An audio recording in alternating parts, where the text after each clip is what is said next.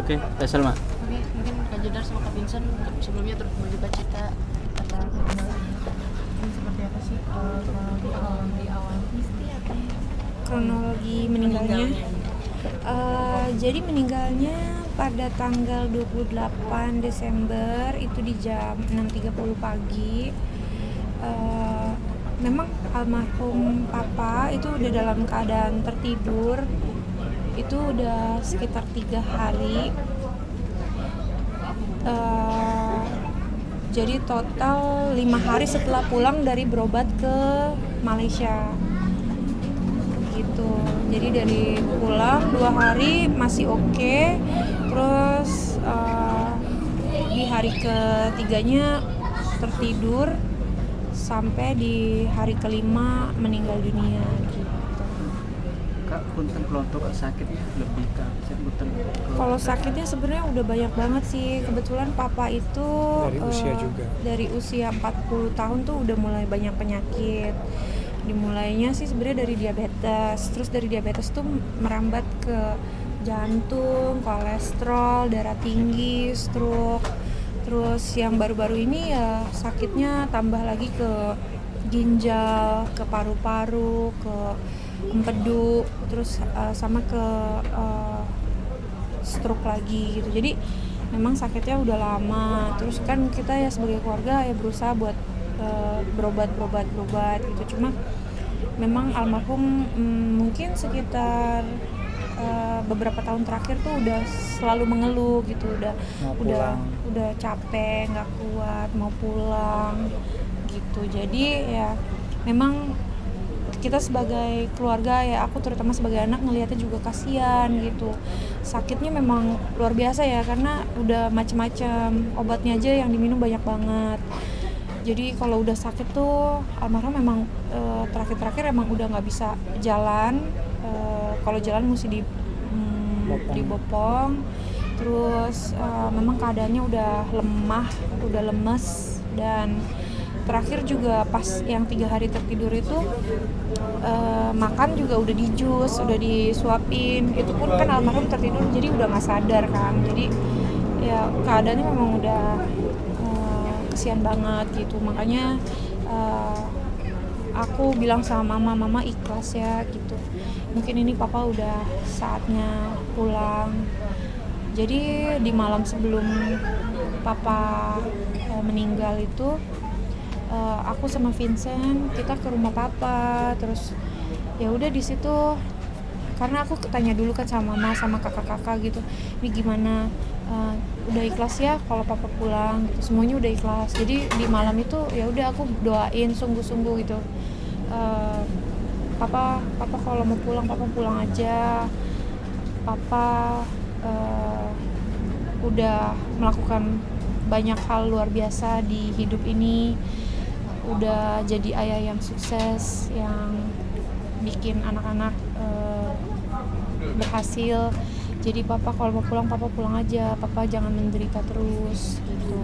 Jadi aku malam itu aku benar-benar berdoa sungguh-sungguh dengan ikhlas gitu, berdoa di kupingnya papa gitu supaya papa bisa pulang dengan tenang gitu. Nah paginya jam 4 itu aku kebangun karena selesai menyusui.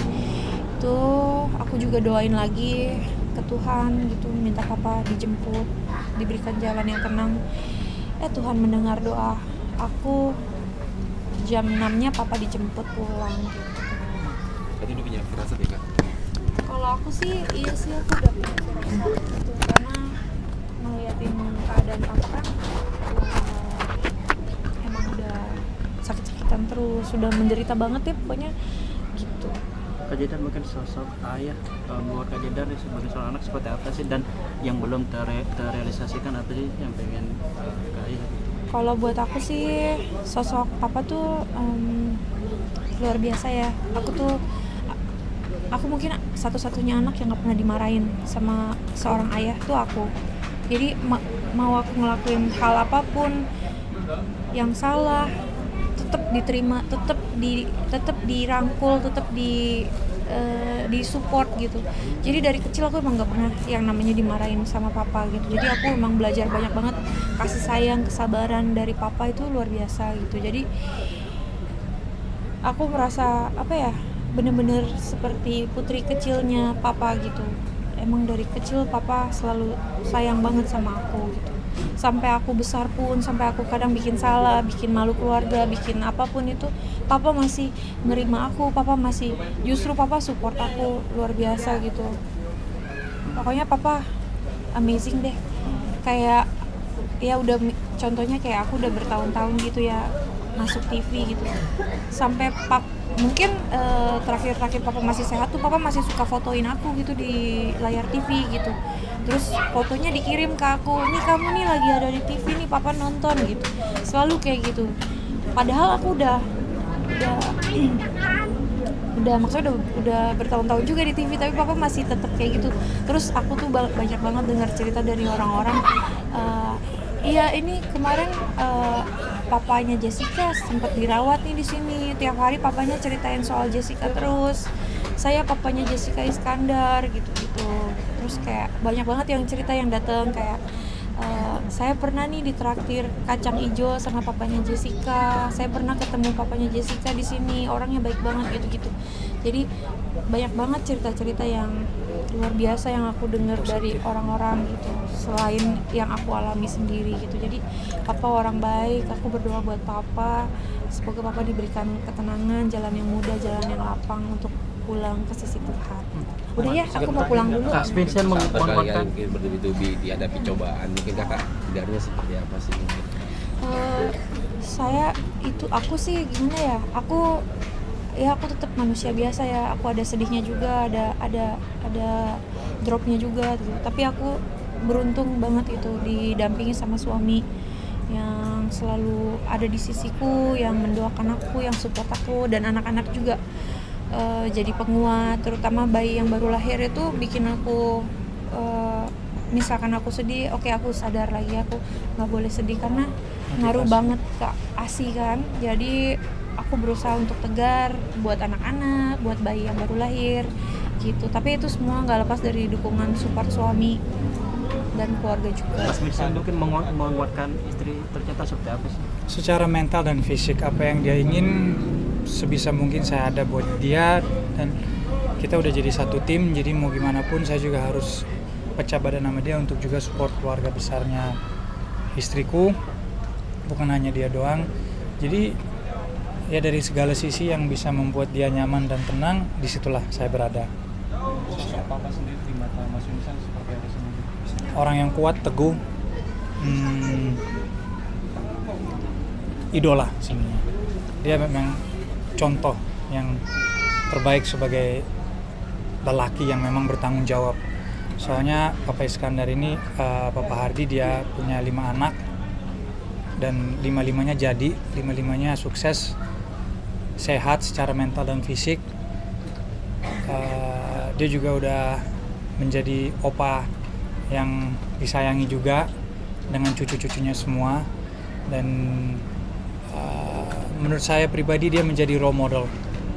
Memang orang yang memang kuat, nggak gampang nyerah. Ya kita bisa lihat dari segi sakitnya dia itu kan nggak sesuatu yang mudah lah atau yang kecil. Tetap seorang fighter dia sampai nafas terakhir dia. Ada pesan terakhir dari papa?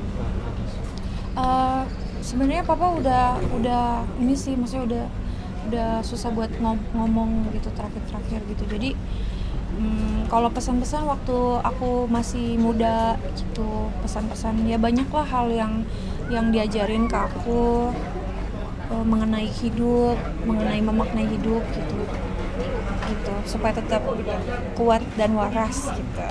Terima kasih ya, aku pulang dulu. Atau ngobrol sama baby belum sih? Udah jenguk kemarin waktu aku di rumah sakit kemarin. Pas Natal juga kemarin sempat ngerayain bareng juga. Enggak, yang kemarin Natal itu cuma Erik sama istrinya. Soalnya kan keadaan saat itu keadaan papa belum terlalu baik. Jadi kita lebih fokus ke anak-anak aja sih, biar mereka dapat sensasi Natalan aja. Iya. Tapi untuk dirayakan secara Besar-besaran. happiness besar-besar enggak. aja sih. Lanjut, Pas besok kelahiran untuk mungkin sekarang apa reklamasinya kabarnya seperti apa, Kak Kak? Jedar nih? Untuk Kak Jedar reklamasi kabarnya besok gimana? kemana? Mungkin kondisi sekarang Kak Jedar kayak gimana sih? Oh, aku udah lebih baik terus setiap harinya. Itu berkat doa teman-teman semua. Makasih. Besok kremasinya Kremasi seperti gimana? apa, Seperti apa, Kak? Belum tahu besok kan. Di sini juga. Iya kayaknya. Jam berapa sih? Pagi. Abunya bakal dilarung apa gimana? Abunya akan dilarung. Oh itu nanti ya secara keluarga, inti keluarganya lah yang nanti akan milih mau diapain. Makasih ya. Terima kasih Terima kasih, Kak Jedar. Sehat-sehat, Kak. Bang Vincent, thank you Bang Vincent. Sehat semua. Yo,